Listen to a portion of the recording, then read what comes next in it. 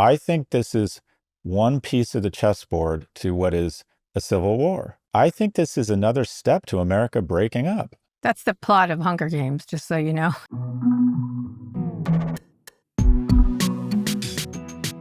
Hi, everyone. This is Pivot from New York Magazine and the Vox Media Podcast Network. I'm Kara Swisher. And I'm Scott Galloway.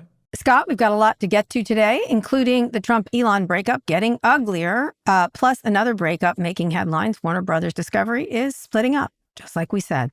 But let's get to the first thing, because what's happening, there's lots of interesting, I want to talk about your boxing match and et cetera, et cetera. But first, let's talk about what's happening on the ground in California. Governor Gavin Newsom says California will sue the Trump administration, challenging the president's recent order to federalize National Guard forces amid protests in Los Angeles over immigration raids. Newsom already asked the White House to rescind its deployment of 2,000 National Guard troops to LA, accusing Trump of manufacturing chaos and violence. Trump made the order over the weekend, invoking a rarely used federal law. Defense Secretary Pete Hegseth created more of a problem. He also got in the mix by suggesting active duty Marines could be sent in. Newsom called these comments deranged behavior. I think it's a shit show that Trump is creating on purpose, as many people do. And that he's creating tension in order to pick a fight, essentially. This is what he's trying to do, so they can, and creating immigration actions that are things that would cause a vote, would cause people to protest, and then trying to egg them on into worse activities. So let's talk a little bit more about that. I've called this a complete overreach by a desperate despot. Your thoughts? Well, I've been called hysterical for, a while now, comparing or drawing similarities between America right now and 30s Germany. And you don't have to be Hitler to borrow methods and worst practices from his playbook. And that is, when tanks roll through cities, it doesn't feel like strength. It feels like a funeral for civil society. Germany in the 30s didn't collapse overnight. It slid into tyranny by normalizing soldiers where citizens used to stand. Early Nazi propaganda decided, and we're doing the same thing, we have real problems overseas. There are still Russia is still invading Europe. China, there's real significant issues around China, Pakistan, and India. Could eventually digress to a nuclear conflict. Iran is trying to spin up reactors. But if you look at, and again, I think this has so many echoes of 30s Germany. Early Nazi propaganda emphasized that Germany's problems were due to internal saboteurs, communists, Jews, immigrants. And that today, if you look at this rhetoric, they're blaming immigrants, academics, protesters, journalists. It mirrors kind of the same playbook here. And when you have a government who turns its military force inward against journalists, migrants, or citizens who believe and are exercising their right to protest in a civil, peaceful manner injustice, you're not defending democracy. You're rehearsing for something much darker. So it's not the protests themselves. It's not what's going. This is another step towards normalizing an attempt to rebrand militarization as patriotism. And Right. So do you think it's working? Just for people to know, historian Ruth Ben-Ghiat wrote on Threads, fascists want to provoke violence so they can justify crackdowns and get some good footage to distort the state propaganda outlets, for state propaganda outlets like Fox News, et cetera. And the media is ill-prepared to push back in saying this is what it is. But it's obviously, you bring troops in and you create all kinds of, people. There's rubberneckers, the people that show up. If you recall what happened around the church near the White House when people were protesting, Trump created chaos in order to say it was chaotic, which is sort of like fascism 101, essentially.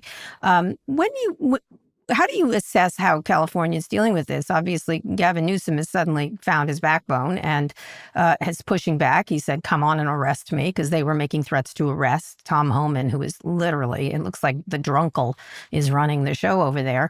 But he said, arrest me then, but stand down. This obviously has to go to the Supreme Court. in some fashion, which is problematic in and of itself. But when the state governors are asking them not to do this and to have it under control, or say they have it under control, how do you assess what's going on with the California itself? I actually think I think this Governor Newsom comes out of this a winner, most likely, because I think what it's doing is it's sort of setting up the next presidential election between Trump's appointing J.D. Vance and Governor Newsom. And I think so far Governor Newsom has tried to stay forceful yet dignified. I thought he was smart to say, he's not trying to whip people into a frenzy, or he's trying to dial it down. And he's basically taking on Tom Homan and saying, arrest me. I think he's handling this quite well. So I don't, it feels like literally, Kara, the analogy I would use, I was trying to think of an analogy. It feels like you're trying to fix a smoke alarm with a flamethrower. And they're just looking for a reason. They're trying to provoke someone into shooting someone in uniform such that they can have an overreaction. And in 1992, I came home from graduate school and I found armed National Guard on my corner. I lived in this very peaceful neighborhood in Westwood. And on the corners, there were two what looked like boys, high school boys, in fatigues with, M15s or assault rifles. And that doesn't feel like safety. It feels like a breakdown in society. It makes you lose faith in your government, and it forces you to choose a side. And it's just very strange. And then just more broadly, when I think about the role that the presidents or past presidents have played, and when I think about the role of someone who's powerful and really well respected, the biggest compliment you can ever receive is someone who asks you to play peacemaker and to de-escalate a situation, right? That's when you know you've made it in business, is when people, I'm patting myself on the back, but a lot of times I serve as a buffer or someone to mediate disputes between a board and its CEO. And that feels really good. That makes me feel important, and it makes me feel like I finally have some business maturity. When typically the president of the United States is deployed all over the world to help bring warring parties back from the brink of war and to settle things and de-escalate. And so when you have a president who appears to be just manufacturing and escalating what could ultimately be, I want to be clear, I'm a bit of a catastrophist here. I think this is one piece of the chessboard to what is a civil war. And that is when you have a government cosplaying authoritarianism that seems to have missed the first half of the last century and what happened in Europe. This is how it ends. I don't think America ends with a bang. I think it ends with a thump and I imagine a next move. All right. Newsom says, we're sick of sending $80 billion to the federal government that you can deploy to red states that then you use to demonize us. So we're not paying our federal taxes. And then, or Texas, say Governor Newsom is elected president. Texas says, we're not certifying the election. We don't honor your federal elections. And then before you know it, California becomes a tech economy doing trade with Asia. Texas in the South become an oil and gas economy. The East Coast becomes a financial services economy doing business with Europe. The Midwest, a manufacturing economy with strong relationships with Canada. They maybe develop their own currencies. Governor Newsom tried to weaponize volunteers to create his own army. This is what they did in the Weimar government. And before you know it, we're like the European Union, but a disunion of states. So I think this is another step to America breaking up. Just so you know. I'm sorry? That's the plot of Hunger Games, but go ahead. Really? The different districts. I literally didn't. I didn't. Yeah. I was like, wait a minute. Who's Jennifer Lawrence? That's me. That's funny. I never saw the full series of Hunger Games. Yeah. That's the plot. Although I'm a big Donald Sutherland fan, I'm not a huge Jennifer Lawrence fan. But anyways, Mm-hmm. they break into districts. That's the story of Hunger Games. Well, they break into districts, and then then the center tries to hold them, and it's a version of it. My point is, people think that the end of America would be some huge civil war. I think it could happen much more quietly than that. And interesting. This is what's being set up. There's going to Mm-hmm. be a number of states, I believe, who are going to economically sequester and or refuse to honor the next results of the presidential election. I think that is what is being set up here. I have a different thought. Yep. I think all these people are going to jail. When you eventually. say all these people, who's The these? people that are creating this fake war, the fake war people, wag the dog. They're trying to wag the dog. So Tom Holman, Homan, and Holman, I think they're going to be on investigation the rest of their but lives he'll after. get a full pardon from the I'm not saying I disagree Well, with you, but let's play this out. All these yeah. people will get full pardons at the end of the Trump tenure. But you think that that could be pierced? Oh, I think it can be pierced. I think there'll be I think that the further they go, the issue is they're so incompetent. They're so like obviously incompetent in a lot of ways. You don't have to be competent, by the way, to create chaos and create destruction. They're quite good at that too. But someone like Kristi Noem, Tom Homan, Marco Rubio's been dragged into here and has ruined his reputation forever, I suspect. I think they're all in a world of trouble the minute Donald Trump is out of the picture. And that you can't, people, I don't think citizens put up with this. I don't. I absolutely do not. I think I'm seeing more people getting more activated in good ways than ever before. And so, it doesn't take much to crack down on people, but this is a big country and it's very hard to control. And the more they try to control, the more they try to do this kind of nonsense, the more people see through it. Absolutely. Oddly enough, a lot of my relatives who are Trump people are like, this is fucked up. And it's not the leftists they're saying are fucked up, which is usually their way to go. It's more, he's crazy. This is nuts. This is ridiculous. So we'll see. We'll see if other people buy into this. But I do think he exhausts his base and regular people begin to take back control of this. It's just... he can try. He can try. That's what he's doing. He's trying desperate. He's a desperate. That's why I called him the complete overreach of a desperate despot. Every move he's making lately, to me, is both despotic, incompetent, and also insecure in a lot of ways. But we'll see. But what you We'll see. just Go ahead. outlined Sure. is my vision of how you would restore and heal America. That you'd have Hmm. moral clarity and have effectively like a Nuremberg trial, where you said, okay, you knew this was a lie. You purposely tried Hmm. to create violence and mayhem. You purposely tried to overrun our elections. You purposely committed fraud. You purposely leveraged our international sway to enrich your children. I love the idea of a stream of perp walks and moral clarity around this stuff, that America's laws have a long memory. I love that. That's a fantasy of mine. I dream of that at night. My fear, Kara, is that there's actually a lot of people who like what's going on right now. I would push back. Hitler was real popular until he wasn't he? Real popular. Oh, he was popular up until the end, Kara. That's right. That's correct. And he still is in a lot of ways, oddly enough. Yeah, But I think he a was lot of never these... tried. He killed himself because he of knew the course. Red Army was circling. Of course. But look, I'm a long view person. I think there's going to be a lot of damage in the interim. I think your scenario is perfectly possible. Absolutely. No question.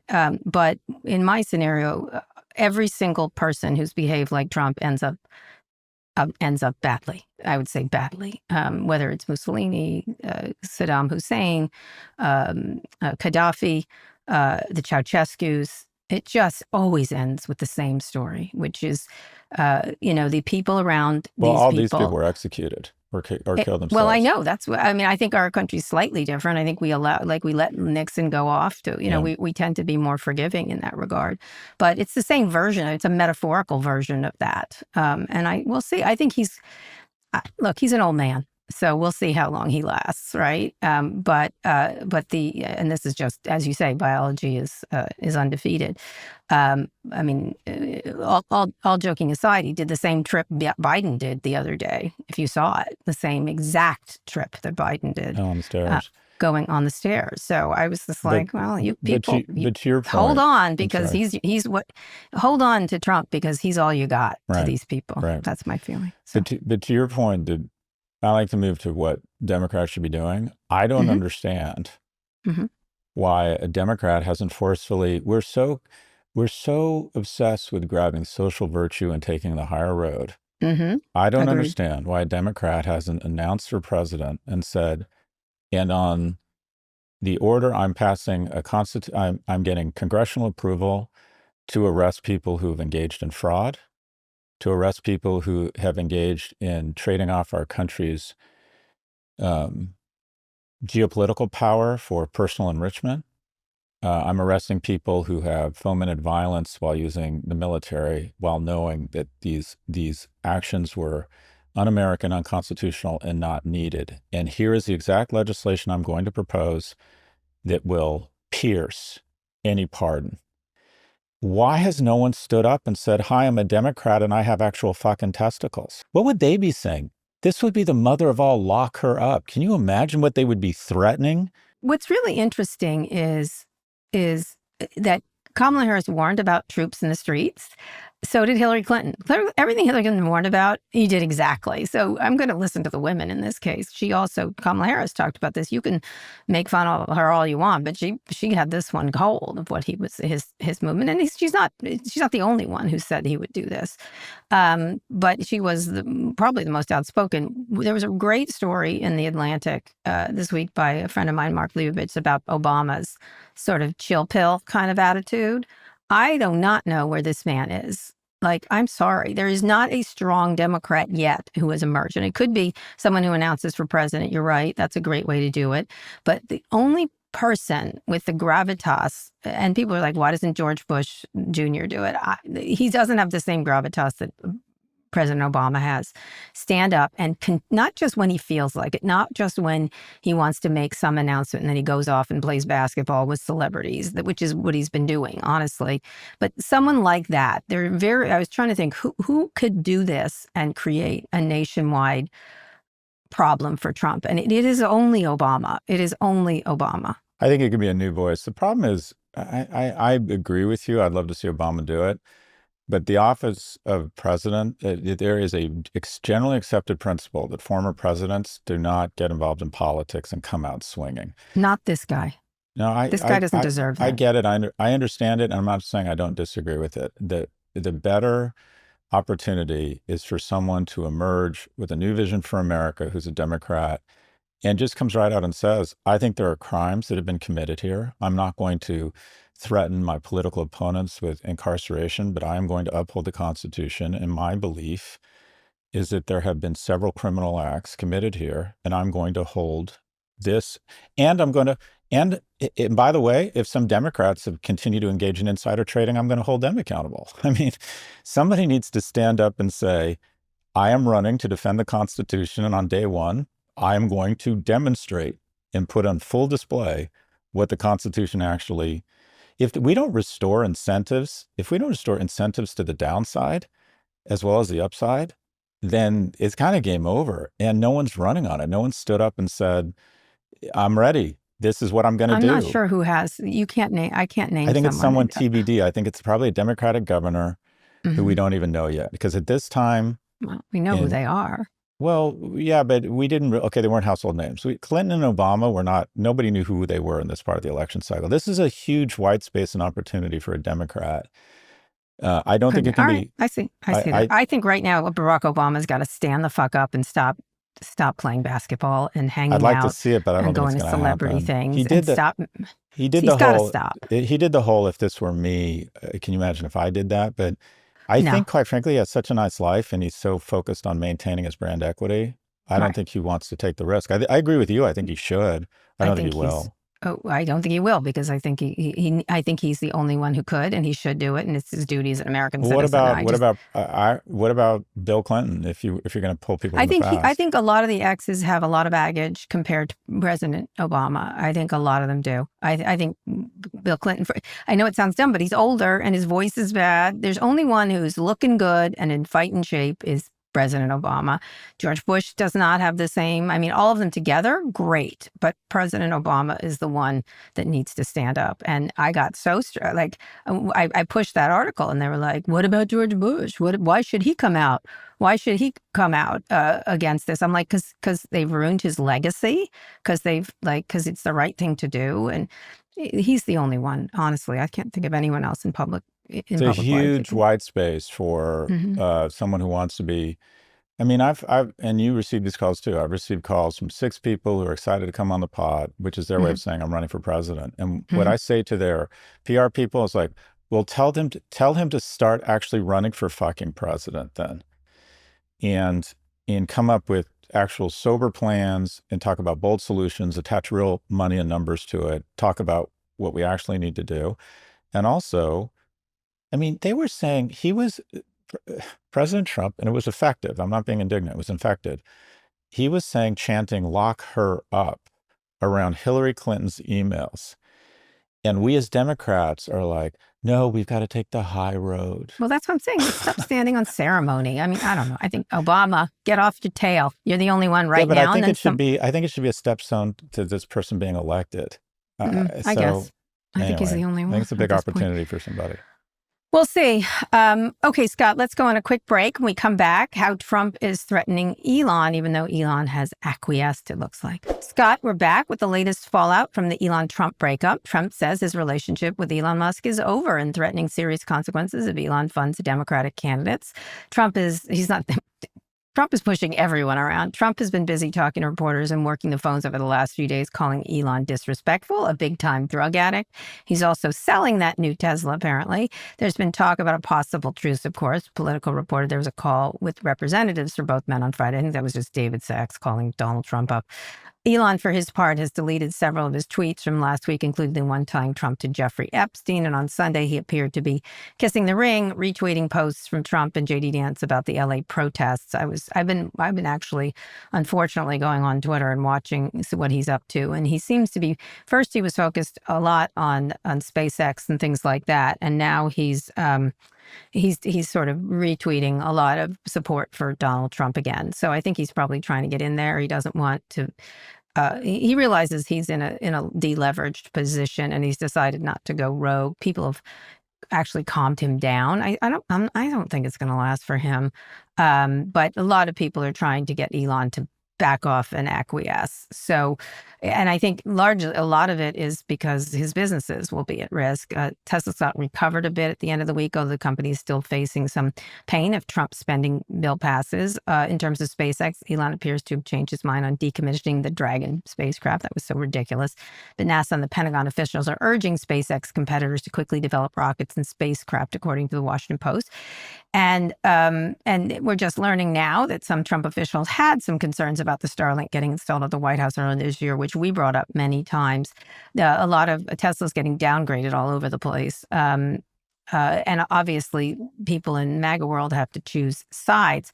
Though new polling by YouGov suggests that Republicans are not conflicted with their loyalties. To ask who they would choose between Trump and Musk, 7 in 10 Republicans said Trump, although 3, that's interesting. Same thing with JD Vance, who was pushed forward who got his job through Elon Musk and Peter Thiel, essentially. He's always going to be loyal to the president. He hopes Elon eventually comes back in the fold. David Sachs, of course, because he's an unctuous toady, has been privately encouraging Musk to call the president, try to mend the relationship. Now, Steve Bannon, on the other hand, is making trouble. He's urged Trump to deport Elon and seize control of SpaceX. Bannon also provided details with Elon's Oval Office fight with Treasury Secretary Scott Bessent to the Washington Post, revealing how the fight got physical. Apparently, there was a ramming. Elon rammed his shoulder into Bessent's rib cage like a rugby player, and Bessent hit him back. Musk has called him a liar. And we haven't heard anything from Stephen Miller's wife, Katie, who recently left DOGE and the White House to work for she's here Elon. under the desk.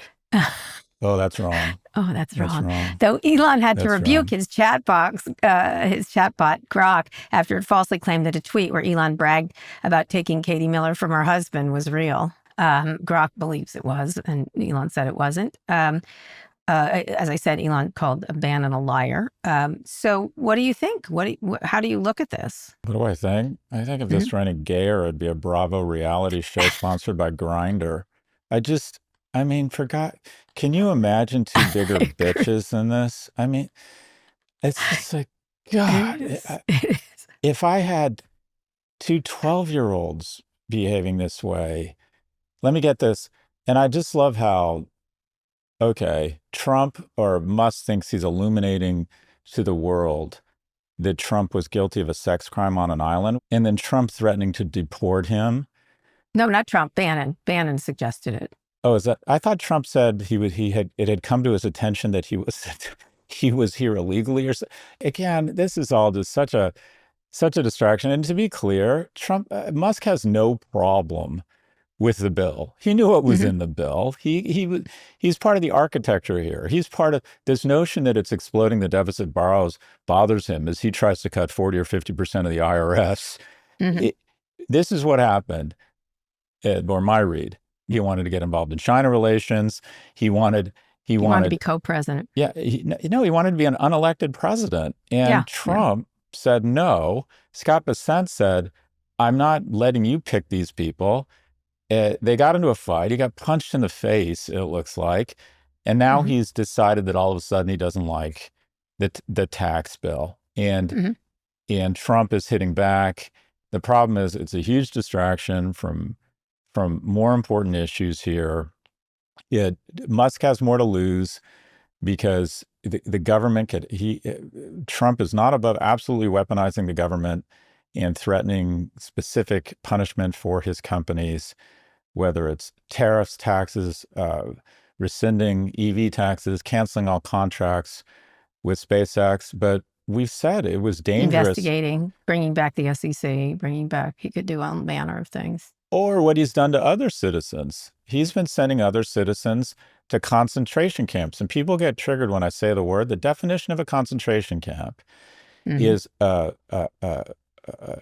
incarceration facility that is purposely put outside of your own country such that the people you send there are no longer protected by the laws in norms of their home country. Yep. So these are concentration camps. They fit the definition. Are they exterminating people there? No, not that we know of, but these fit the definition of concentration camps. And if you can send people that it ends up have not committed a crime, right? Why could he theoretically not send you, me, or Elon Musk? And that's the problem with all of this, is that we have decided a pillar of our justice system is we err on the side. We have made a decision to give people really wonderful rights. We have erred on the side of occasionally someone who deserves to go to jail doesn't, rather than accidentally lock up a gay hairdresser who's done nothing wrong in a hellscape in El Salvador. We've decided to err the other way. And this guy has decided to go the other way and err on the side of people who are innocents. Anyways, my point is I, you know, Musk, to his credit, I mean, Honey Badger don't care. He's under the impression I'm more powerful. And to his credit, he's right. He did get, you could make a very solid argument that he, in fact, did get Trump elected. But again, I worry it's again a distraction from what I think is the bigger issue here. Which is the grab for power. Absolutely. What's interesting is I'm just looking at Elon's tweets now. He's absolutely backing Trump on this, on what's happening, and he's at the same time he's putting out there, like, he just if Elon Musk hadn't bought Twitter, none of us would know what's going on in LA right now. And so he's just retweeting everything anti-immigrant. He's back to that, and he goes, if you talk to someone who gets all their information from legacy media, they're living in a different world. They're getting it from your podcast or news from X. We're living in an alt. So his fake reality. He's pretending he's using it to pump X, which is doing rather well, because of his war with Trump. So he's back into the fold, and my only thing is he's going on a bender again, Scott. He'll go on another bender, which is what I think happened with Trump here. But he's not going to get back. Trump is not letting him back in. Apparently, he's quite hurt that Elon and he aren't friends anymore. But I don't think Trump will let him in, only if he is completely prostrate on the ground to Trump. That was the only way he's getting. Oh, I think Trump's probably. I think Trump wants to bring him back. All I think Trump wants to do is just get him to neutral. I don't think Trump's going to let him back in. He's like, this guy is dangerous, uncontrollable, very powerful. I think he's just going to want to come to some sort of detente with the guy, but he's not going to let him near the West Lawn again. I mean, he's not. There's no way. I will say this though. I think or Musk is just such a terrible role model and a weird person, but I would 100%, because I have heard indirectly from Elon Musk, I would 100% accept an invitation to do a weekend in Vegas with him. I can't imagine anyone better to roll with in Vegas. 48 hours, I'm in. You, him, and Katie Miller. That'll be great. Anyway. I also I'd like to roll with Laura Loomer. And if we can dig up the spirit of David Carradine, Kung Fu, a white guy, he's a monk in the West. That's right. Yes, they abuse him, and then he uses his heels and his grasshopper. Wham! Take that, bitch! Oh my God! Oh my God! That and the courtship of Eddie's father got me through a divorce. Hold me, Kara. Hold me. Anyway, one thing, though, DOGE has collected 2 wins from the Supreme Court. First, the court granted an emergency application filed by the Trump administration to allow members of the DOGE to access Social Security Administration data. Second, SCOTUS ruled that DOGE doesn't have to turn over internal records to a government watchdog group for now. Now, the 3 liberal members dissented from both rulings. I think DOGE is over. I think they're leaving. There's people that are going to stay embedded, but and different cabinet members will do what they want and use the DOGE people there. But, they've cut the head off of this thing. And the DOGE father, whenever he calls himself the DOGE father, so ridiculous. It's this cosplaying is so stupid. So it was interesting. My favorite part was Bill Gates reportedly visited the White House on Friday to argue for reversing DOGE cuts. It's just moving on in there, and they will. All those different tech people will do whatever they're in Bill Gates's case. He's trying to reverse USAID things. So good for Bill for going. Good job, Bill. That's what I say. Go right in there, and it's showing how he was the original DOGE father, really, and a lot of godfather in a lot of ways. But I think pretty much DOGE is over, and they will, the cabinet members will do whatever they want. But Russell Vought still remains in charge and trying to push through the idea of dismantling government, and that certainly isn't going to stop. DOGE. Goodbye, I think DOGE. you're right. It's over. I'm really curious what the state of the tax bill is. I'd love to be in those Senate hearings right now around if this thing has any chance of getting through, or if this is all posturing from Rand Paul and the few Republican senators who claim get it through. Claim to care. And if you upload the tax bill into ChatGPT and ask it to summarize it, it says it's an authoritarianism wrapped in bureaucratic language. It doesn't even talk about the tax end of it. Yeah.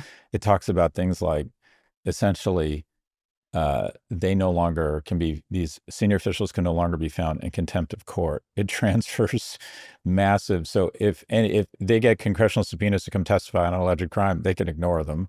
It massively transfers power from agencies where it's full-time government officials to a massive transfer of power from them to appointed officials, i.e. Trump acolytes. It moves everything to the executive. Yeah, it moves everything upward towards appointees in the executive. It's so funny that ChatGPT focused on the authoritarianism as opposed to the economics of this tax bill. And it also said what was interesting, one of the points it came back with was this is a really elegant, legally deft piece of legislation. Russell Vought is the one you need not focus on. Elon, that fucking clown. Russell Vought is the one that's trying to dismantle and give power to the executive. That's the whole goal here. Yeah. I think they'll regret it when Democrats come into power if they give these powers. That's a really interesting point. And again, Democrats love to. Again, I would love to see. Senator, soon to be Governor Bennett, basically put out a list. Well, there's so many things a Democrat could be doing right now. Your friend Bennett to get up there, start talking. Yeah, I'm a huge fan of the senators.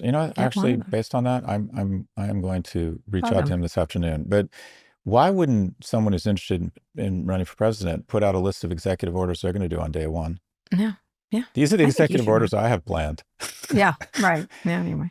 All right, let's go on a quick break. And when we come back, Warner Brothers Discovery is splitting in 2, as we said it would. Scott, we're back. Warner Brothers Discovery will split into 2 public companies. Streaming and studios will be one company, including movie properties and HBO Max. And the other company will be the Global Networks Company, including CNN, TNT Sports, and Discovery. CEO David Zaslav will lead streaming and studios, and the company's current CFO, Gunnar, I think his name is, will become the CEO of Global Networks business. The split is expected to be complete by the middle of next year. Shares of Warner Brothers Discovery are up over 7% at the time of the taping, although they've been really down. Scott, we discussed that possibility last month, and you got this partly right, but this is something we've talked about for a while, that this was going to, a la Versant, which is the Comcast runoff, and we both have talked about this extensively, but let's listen to what we just said recently. I think I know what's going to happen here. The company's going to go good bank, bad bank. It's going to be HBO and Warner Brothers, the theater business, the characters, the IP, which will feed into HBO HBO is the brand. It'll have another component, a subset, HBO Max or something that's all the other shit.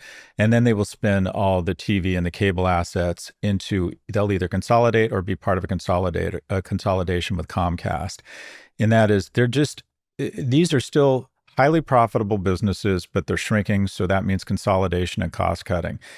Right, which is it's almost exactly what happened at Comcast here. It's which is about to almost be completed, I think, and therefore possibly a merger acquisition or the opposite, they merge in some way. The company has not yet announced that will split Warner Brothers Discovery's huge debt, $37 billion, although it's cheap debt, but it's still debt nonetheless. But it will take out a $17 billion short-term loan ahead of the split to bring down that. How should they divvy up the date? This is, I mean, again, a bunch of small little media boats. I was on a panel with Anderson Cooper over the weekend after they showed Good Night and Good Luck, and Anderson was asking me, are there going to be this big thing? I'm like, no, everything's getting split up, and like you can't have these big entities anymore that are spending enormous amounts of money and don't make any sense anymore from an audience point of view. So how do you look at this, and how should they divvy up the debt? I think that's probably the most important thing here. Well, this was absolutely the smart thing to do, because the market wants a consistent story.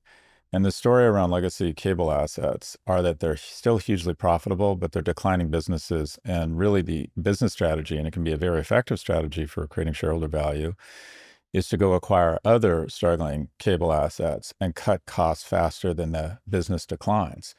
So these things usually don't decline as quickly as people think. So no, it's like AOL dial-up. Well, that's right. Or so if the business is declining 6 to 8% a year, as long as you can go roll it up with Comedy Central and, name your TV Bravo or whatever it is, as long as you can consolidate the back end and cut costs faster than 8% a year, that is accretive to the bottom line. And that's a decent trading stock. And then you have the other thing that requires capital to grow, because HBO and Warner are still, technically growth assets. So you have to have a consistent story, and these stories don't work. So it makes sense. The argument they're having right now, and I knew this before it happened. David Zaslav gets the cool shit. He gets to be on the cool side. He gets Warner Brothers and HBO. Yeah. And the CFO, who is always the bad cop, who actually is considered a very good executive, but I'm sure. He's cut but a his lot of the job debt. is to consolidate and cut costs and go on an M&A stream. He's very good at cost cutting. That's what he's known for. And to call Brian Roberts and say, all right, how do we put these two things together? And the argument they're having right now, and consultants are in there and they're all posturing, is how much debt is the bad bank going to have to take with them? Because they're the more profitable one in the short term, but they're all looking at, I think they have a total of about $33 billion in debt, and they're all saying, okay, who has to take mom, right? It's a divorce, and we're taking care of our parents, and they're a real liability. Our dad's a real liability living upstairs. Who has to take dad, right? It's like in the fight between Musk and Trump, who gets custody of JD Vance? Who has to take him, right? Mm-hmm. So who does? Well, they'll come to some accommodation. One won't get all the debt. They'll split it, but it's just the question of what the split is. Right. And they could. Why should the money-making one take it at all? Why should because they have the ability to service the debt. Right. Okay. And what they want to do is make sure these companies still have, their existing shareholders are going to get shares in both. And also, if you saddle the bad bank, the cable TV news company, let's call it the cable division, with too much debt, it creates a poison pill where no one can acquire it or merge with it. So they're doing a delicate dance here to try and as so this reverse engineers, it's all very incestuous. David Zaslav was the highest paid CEO in media, or old media. He made $53 million, 52%, I believe, of shareholders said we don't approve your compensation, while the stock has gone down 66%, because his compensation was tied to paying down debt, and he has done that. He and the CFO have paid down the debt, I think, from like 50 or 55 billion to also like well paid, by the way. But they've got to figure out a way to figure out who's going to take who and how much of this 33 billion in debt. But this is a smart move. We knew this was coming. There's going to be massive So Let's talk about consolidation. what's next. So Versant's coming out. That'll be its own thing, and they'll split off from NBC. And exactly the same thing here. So what happens? People buying Paramount pick up one of these things? Does ABC pick it up? Which has its own troubles with Terry Moran doing that stupid post that he did about Stephen Miller. 100% accurate, but he's a beat reporter. He never should have done that.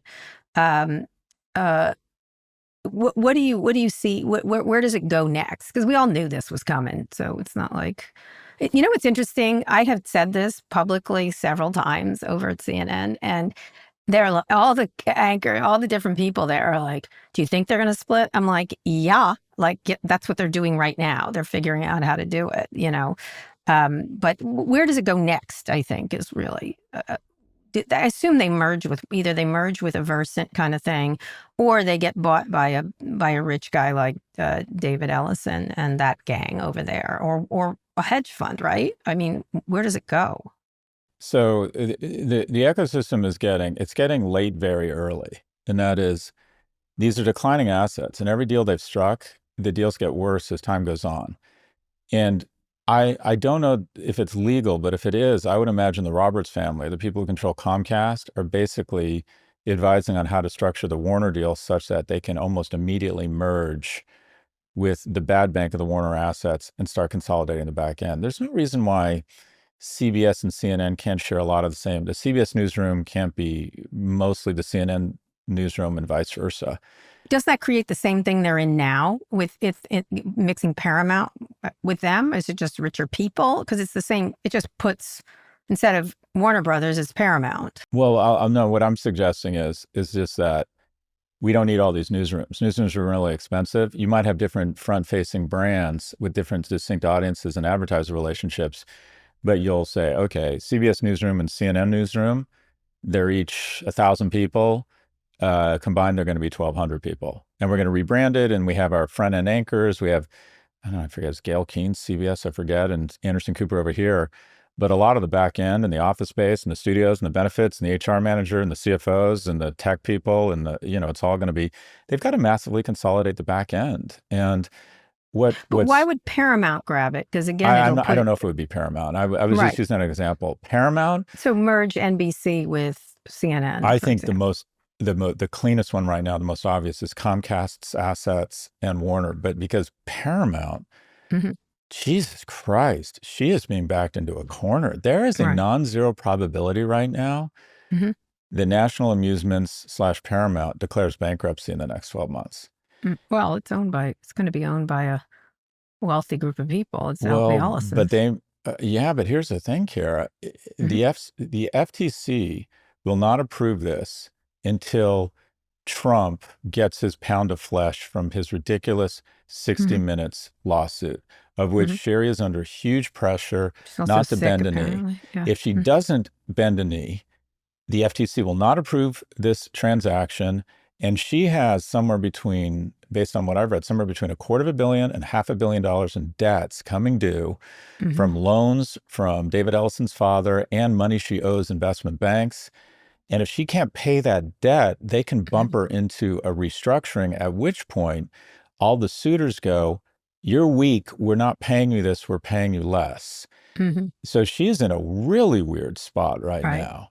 So she's got some health problems too. And she's battling thyroid cancer. So this ecosystem, this is going to be a very interesting 12 or 24 months. Yeah, it'll be interesting where it all ends up. What's your likeliest? I would assume maybe the Warner Brothers assets and the Comcast assets get brought together, right? That's 100%. So it's CNN, NBC. And that's what I was saying. Brian Roberts and his team, and they're very smart, is probably in conversations. If it's legal, I'm trying to think if they're allowed to do that. If it's to say, this is what the combined company would look like, and how we make this as seamless as possible post the spin. And of it course, would make sense for those guys, the Versant group. They'd be stronger. They'd have more options. They could cut costs better. They'd have the MSNBC more obviously, like Fox News. But why do MSNBC and CNN need independent newsrooms. I mean, this is heresy. Actually, the NBC newsroom is going with the other gang. Yeah. So the newsroom itself is actually the actual news gatherers. But what you said, I don't think it's going to happen, that it might be a hedge fund, because here's the thing. The numbers, even at these discounted numbers, they still don't make financial sense. And what's telling is that the three people surrounding the Paramount sale, obviously Sherry Redstone, Edgar Bronfman was in there for a while, and then David Ellison. What do all three of these people have in common? Rich kids, as you noticed. They're rich kids. Because guess what? Anyone who made their own money and understands how to make money and understands how to read, who took accounting and makes money, doesn't spend daddy's money, isn't getting fucking near these things. Because these guys, David Zaslav and David Ellison, are willing to overpay with other people's money so they can go to the Academy Awards. And hedge funds aren't allowed to do that. I mean, a friend of mine co-founded Anchorage, and his co-founder bought Lionsgate. And I remember saying, there's cheaper ways to go to the Academy Awards. And he ended up getting bailed out by Amazon and actually making money. But there's no accident that the players here are all rich kids. Yeah, it's interesting. We'll see what happens, but I'm sure there'll definitely be a consolidation here, a very obvious consolidation. It's a question of which way it happens. And the thing is, they get outsized attention given how small they are compared to other businesses. I keep saying that. I'm like, you're little. You're little. You're not who you used to be.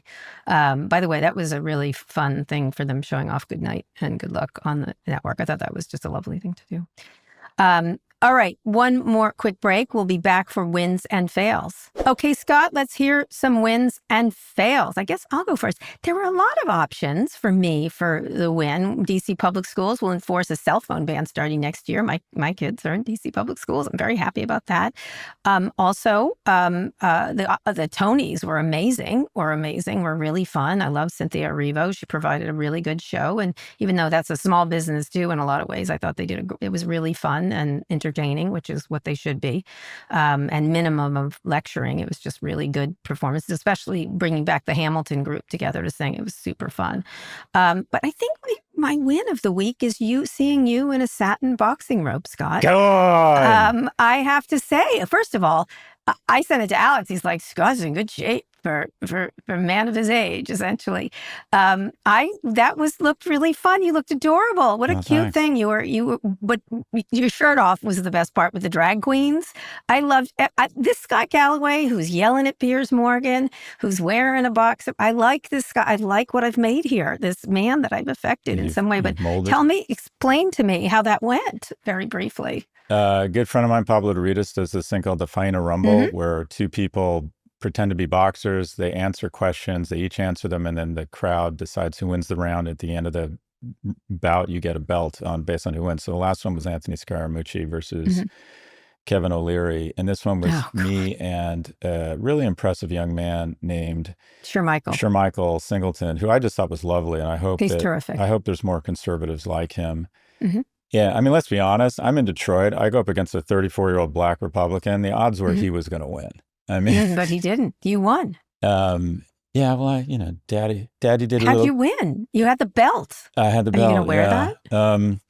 But it was a ton of fun. I really enjoyed it. And the thing I'm so excited about is, like I said to Pablo, I said, okay, but I get to announce my entrance. When boxers come out. Yeah, of course. Shermichael's was really good. He did a drum line from an all black, I think college or high school in Detroit. Yeah. It was really cool. Yeah. And I went through no small effort and expense. He was wearing a suit, it looked like. Yeah, he looked like he was. Suit. Yeah. Oh, what a mistake. I found 5 drag... He's a handsome man, by the way. He is a handsome man. He's a good-looking kid. And I found 5 drag queens, and that was the best part of it. And that's why you won. Oh, my God. Entirely why you won. I came out, as you noticed, with no shirtless, with drag queens. Oh, God. That was it for me. You worked out extra. Like, I gotta say, I've seen you somewhat naked. You look like you're in much better shape. You did some work there to get to that. Yeah. Oh, yeah. I'm working out 4 times a week for 40 years. Must be the testosterone. Anyways, testosterone, excuse me. That was the best. But that was a lot of fun. Thanks for the kind words. I really enjoyed it. That, to me, it should have been a fail, but Scott, it was a win. I appreciate that. And my fail, well, obviously Trump's ridiculous behavior, but I'm going to do a tech one. Bill Atkinson, who was Apple computer designer and created software that enabled the visual approach of the Lisa and Macintosh computers, died of pancreatic cancer. Here's an unsung hero of Apple. There's several of them, including people who are living like Susan Kerr and others. But Bill Atkinson was a critical. The way we compute today is because of inventions from people like him. And what a really important inventor, lovely guy, and just one of these people you hear about some of them like Johnny Ive and others, but Bill Atkinson was just a really critical person to the early development of computer design and everything. Just as I said, a lovely person, and sadly had pancreatic cancer. But that was my fail. But people should look him up, read about him. He's an important figure. And you will have never heard of him, but he was critically important. What about you, Scott, besides your nudity drag queen thing? My win is just to call balls and strikes. There is one component of the GOP tax bill that I do like. So they're talking about increasing the tax on the profits of endowments from a little over 1% to upwards of 21%. Aimed at Harvard, I assume. Well, let's be honest. It's a war on education for the wrong reasons, but that doesn't mean it can't have positive outcomes. And the bill does say unless they spend more than 5% of their endowments, they need to stop hoarding wealth. And I believe American universities largely set the tone for big components of America, and this rejectionist bullshit culture where we're hoarding money instead of spending it on financial aid or expanding the size of freshman classes such that these institutions can sit on endowments the size of the Costa Rican GDP. Meanwhile, they decide to only let in 500 people. That means you're no longer a public servant. You're in a mess bag. So you want them to spend that money so they don't get taxed on it. And because of the threat in this bill of these taxes on their endowments going from 1.5% to potentially 23%, they are proposing a solution where they would spend at least 5% each year of their endowments on things like financial aid, new facilities, the local economy, or expanding freshman seats. And that is exactly what they should be doing. There is no reason these elite universities, I mean, I've said this before, if higher education were a pharmaceutical, it's a pill that makes you less likely to be obese, more likely to get married, more likely to stay married, more likely to be civically involved, less likely to kill yourself, less likely to be obese. And that pill is called higher ed. So why would we hoard that pill and make it so expensive when we have the ability to distribute that pill to vastly more of the American public? So I'm hoping that one benefit, even if this bill doesn't go through, which I hope it doesn't, is universities are responding and saying, okay, we get it. We should probably, if we have $6 million per student, maybe we should spend money on financial aid and maybe letting in a few more students.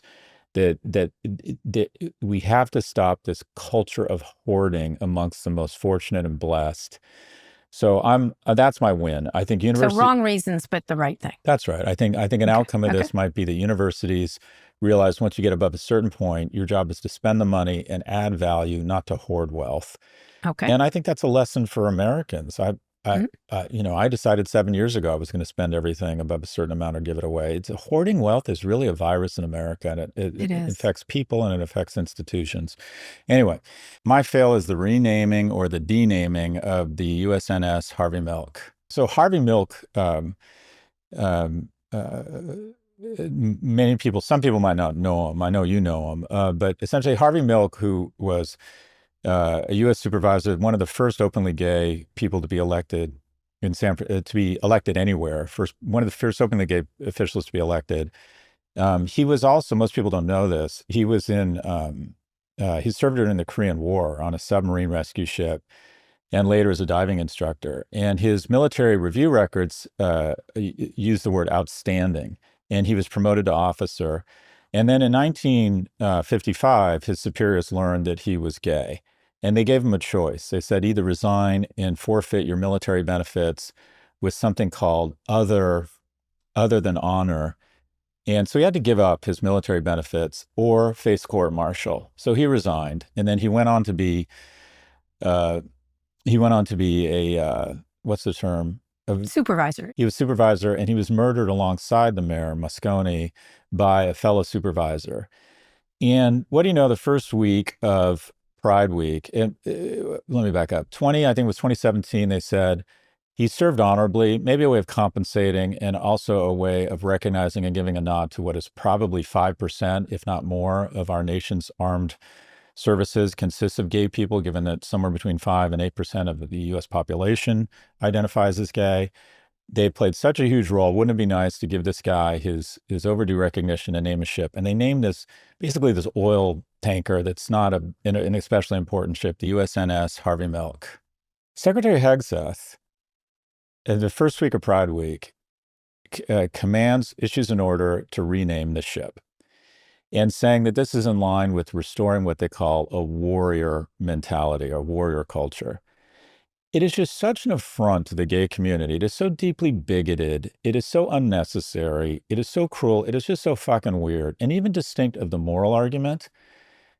What does that say to gay people who want to be in the armed services? And folks, just so you know, the straight people showing up, or the straight men and the gay men, I imagine, 2/3 of them or 70% of them can't get through the initial screening because they either are obese or mentally unfit. So you want to take an additional 5% of the population and say, you're not welcome here? And distinct of the moral argument, I can pretty much prove to anyone that gay people are no better or no worse than defending our shores and killing bad people. And so you're making us less safe. When you decide to inhibit the pool of people to defend our country, you are making us less safe. So this not only like weird and straight up bigoted against a guy who served his country honorably and was unjustifiably discharged, right? A small nod to him, a small nod to the gay community. Oh no, we can't let that stand. And it makes us weaker. It makes us, what is the message we're sending to good, young, gay men and women who want to serve their country? I know you experienced a little bit of this. I wanted to be in the military, Scott, and I know, wasn't because I didn't want to lie. And you refused to go along with don't ask, don't tell. Yeah. That makes us weaker. My dad was in the Navy. When we shrink the pool of potentially great human capital, it makes us weaker. So my fail is this bigoted, weak and weird renaming of the USNS Harvey Milk. This was a really important man that gave people a lot of comfort, made it probably a lot easier for people to represent their community in a transparent way in leadership positions. And there's something just and by the way, I didn't like it when Civil War general statues were torn down. I think it's part of history. If the community decides they want to tear it down, fine. But I thought we got way too fucking woke and started tearing down. Yeah, they're woke in a whole different way. There were people in London who wanted to tear down statues of Churchill. I mean, yeah. What do we call it when it's the right doing this? Is it woke or is it just drunk in the case of Pete Hegseth? Well, this is just straight up bigotry. Yeah. This is just straight up homophobia and bigotry. But all of these things make us less strong. I mean, it does. Thank you, Scott. Anyway, so that's my fail is the weak. Harvey Milk was a great leader in San Francisco and was killed by and murdered doing his job. Murdered in City Hall. And that's, which, by the way, gave rise to Dianne Feinstein, a supervisor who became mayor, Dianne Feinstein, who went on to be, a very important senator.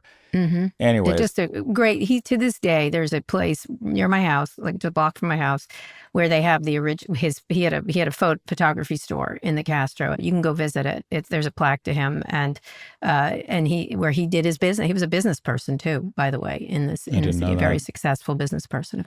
He had a photography store. Anyway, thank you, Scott. God, Scott, what is happening? What is happening? We're switching roles here. It's really interesting. I'll start telling penis jokes and everything else. I'm moving to San Francisco. You are. You're going to move to my house. Anyway, that was a great one. We want to hear from you. Send us your questions about business, tech, or whatever's on your mind. Go to nymag.com/pivot to submit a question for the show or call 855-51-PIVOT. A reminder, we have another live call-in show coming up. Call or email us and let us know what you'd like to ask us and make it spicy. We like spicy. Elsewhere in the Kara and Scott universe, this week on with Kara Swisher, I spoke to NPR CEO Catherine Maher. Let's listen to a clip of her discussing NPR's lawsuit against the Trump administration. My concern is that this makes this feel as though we are in some way in an adversarial posture to the administration, which is not the intent. That's what a lawsuit is, again. right?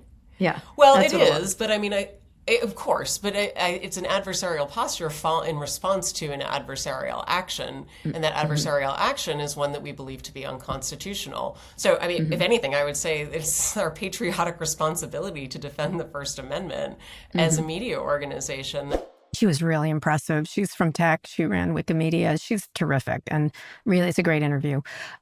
Okay, that's the show. Thanks for listening to Pivot. And be sure to like and subscribe to our YouTube channel. We'll be back on Friday. Scott, read us out. Today's show was produced by Lara Naaman, Zoë Marcus, Taylor Griffin, and Kevin Oliver. Ernie Intertot entered in this episode. Thanks also to Drew Burrows, Mia Severio, and Dan Chalon. Nishak Kurwa is Vox Media's executive producer of podcasts. Make sure to follow Pivot on your favorite podcast platform. Thanks for listening to Pivot from New York Magazine and Vox Media. You can subscribe to the magazine at nymag.com/pod. We'll be back later this week for another breakdown of all things tech and business. This isn't Law and Order, it's fascism foreplay. You don't need troops in the streets. You need leaders with spines and policies that don't read like rejected plot lines from the man in the high castle. What's going on here has nothing to do with patriotism. It has everything to do with authoritarianism.